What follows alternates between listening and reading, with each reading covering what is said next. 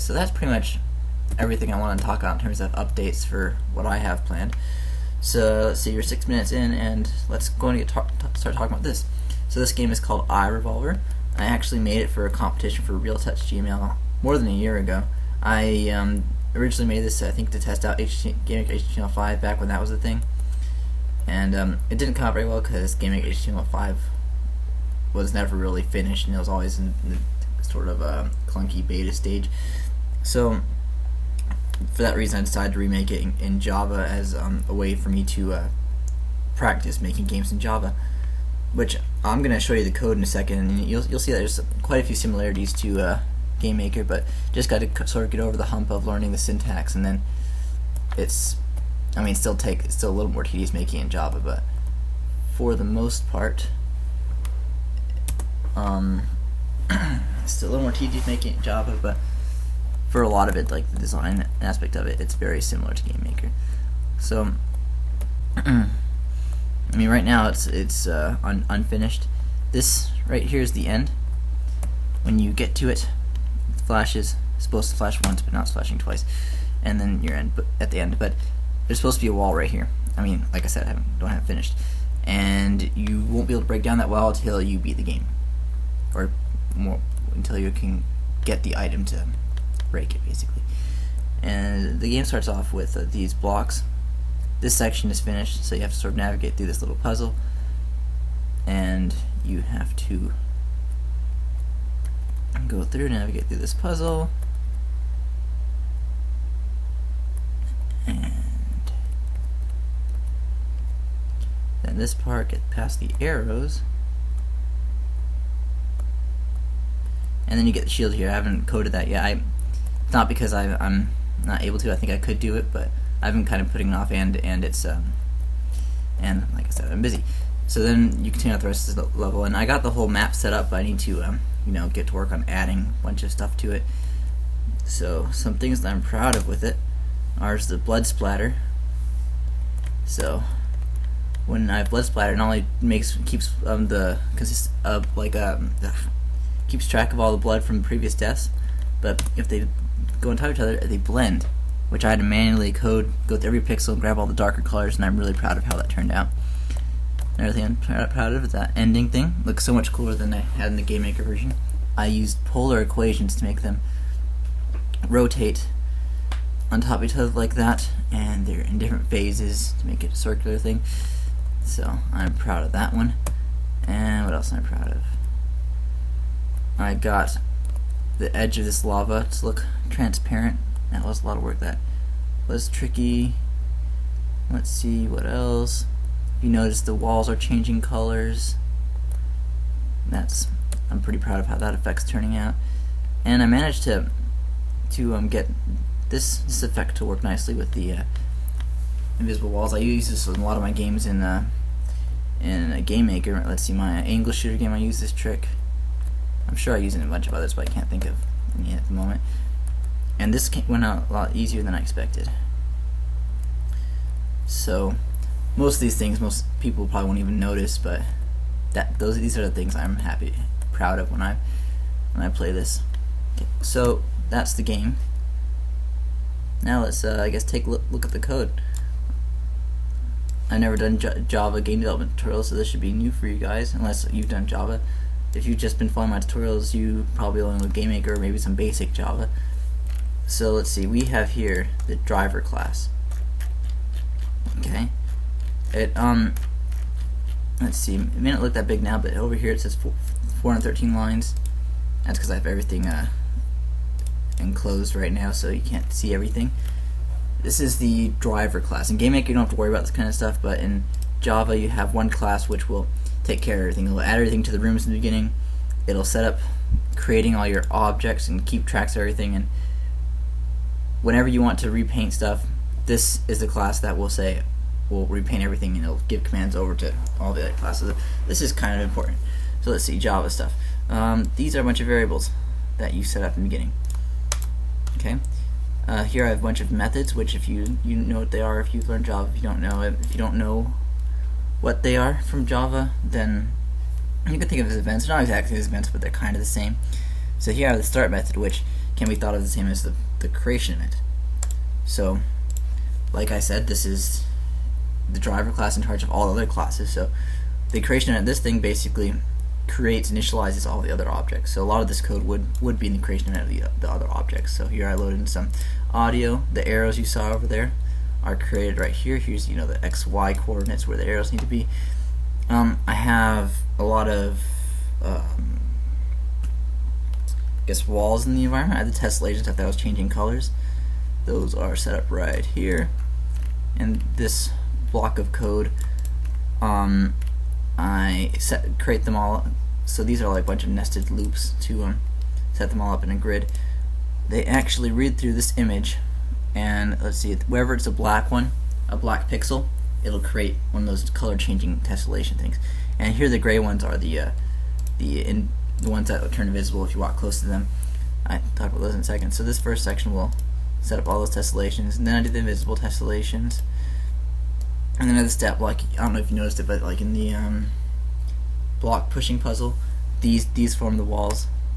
Those are the status blocks, and again it's just a bunch of loops to set it all up. Okay, and here are the movable blocks. These are stuff that move at XY coordinates. By the way, these objects are all set in what we call an array, which is like a list of objects just organized into a group. This is how things work in GameMaker. When you click and add a bunch of solids to the room or add a bunch of objects, what GameMaker does is it stores them all in an array. And then when you want to paint them or when you update them, it'll just run through this array and call all the events within the object. And I'll show you how I do that here as well. So this is stuff for the blood splatter. I have my lava pools, and I have the player right here. Here's the XY coordinates of the player. And I have to add a key listener because he responds to the keyboard, unlike most other things. And this is the goal thing, the polar graph thing that I was really proud of. This is a thread. I'll talk about that in a second. Okay, so that's the whole start thing. This is like the creation event.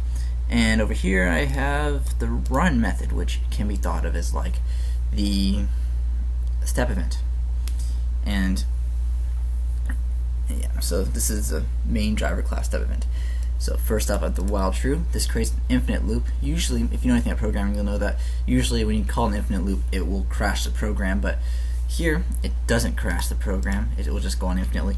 The reason for that is because of this threading thing down here. So the way threads work is you can run a separate piece of code and have it do its own thing separate of the rest of the program. So the program's not waiting on this thing to work. It keeps running aside of this loop. And what we do at the end here is we say tell the thread to sleep for 17 milliseconds. So every iteration it waits 17 milliseconds. That comes out to roughly 60 FPS. That's how the FPS is done, because this thing is redone every so many times. And also at the end it's repainted. So the next so this basically says move on to the next frame, and happens roughly 6 seconds a second. Okay, so what do we do up here? So again, this is the step event, and it's the driver class. So this thing is sort of like looking at the whole program from like miles away.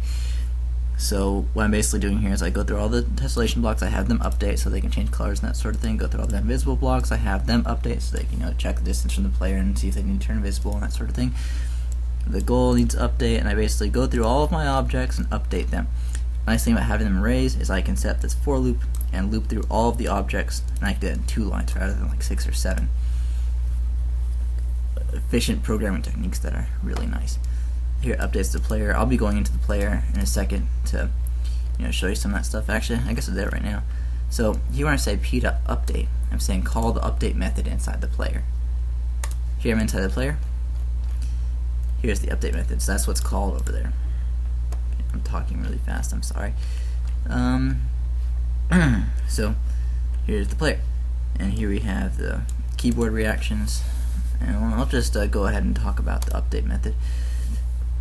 So we can sort of go through what this is. So this is basically a step event for the player, and one thing different about Java is, or programming any language other than GameMaker basically, is a lot of stuff that you take care of outside the step event, maybe in the collision or something like that, you actually take care of in this update method. Like here, I check for collisions with goal.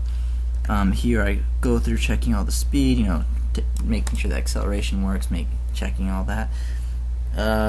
Just take care of all the movement frames, direction, figure out what direction is depending on the mouse stuff, angle, similar stuff, and yeah, collisions. And then at the very last thing, I update my X and Y. I've calculated what my X and Y should be changed to, like my DX, my change in X, and my change in Y.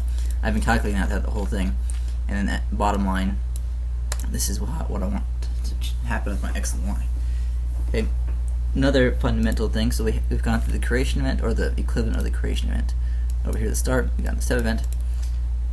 Next thing that you're probably familiar with is the paint, or Game Maker equivalent of that is the draw event. So this will go through, again, from miles away because we're in the driver class right now. This will go ahead and draw like everything. So we draw the background gradient right here, we draw the blood right here, draw the lava. Again, having the loop makes things so much easier, because then you can go through the array, and I don't have to copy this over and over again for every lava block. I can just go through the loop through it. Here I draw the player, and the player can draw the specifics. So that calls the paint method in the player, which is over here. The player's paint method is particularly long. Some of them only have like one draw thing right there, but the reason why the player is so long because you know, it takes care of all that rotation and randomized eye color and that sort of thing. This is actually the image that I load to set up everything for the player. So as you can see, I have the white ball back there, I have the pupil here. So what I have is I have the white ball, I have one of these selected at random every time he dies to form the background of the eye, and then I put this transparent gradient on top of it. So that will make a cool gradient from, like, for instance, it's red and orange, it'll create a nice looking gradient from red to orange. And then I resize them and rotate them to make it look like the eye is moving around. And the pupil's drawn on top of there as well. So that's how that works.